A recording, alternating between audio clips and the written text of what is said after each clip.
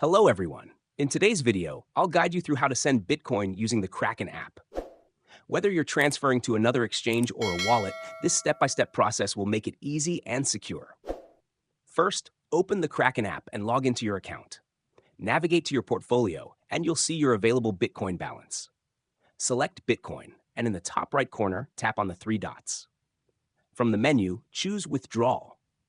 Now, you'll need to select the appropriate network for the transfer.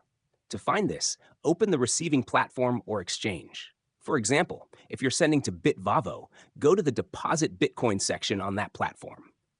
Here, you'll see the required network, which in this case is the Bitcoin network. Copy the provided Bitcoin address. Head back to the Kraken app and confirm the network matches. Select Bitcoin Network if that's what the receiving platform uses. Next, specify the amount of Bitcoin you want to send. You can choose your entire balance or a specific amount. Tap on Withdraw To and select Add a New Address.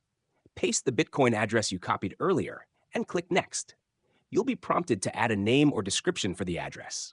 For clarity, name it after the platform or wallet you're transferring to, such as Bitvavo. Once done, click Save and Continue.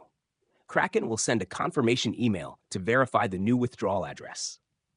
Open your email, find the message, and click on Confirm Address. Once verified, return to the Kraken app. Review all the details carefully. Double-check the amount, address, and network to ensure everything is correct. Any mistake could result in the loss of your funds. If everything looks good, swipe to confirm the transaction. The withdrawal process is now initiated. The Bitcoin will leave your Kraken portfolio and begin transferring to the specified address.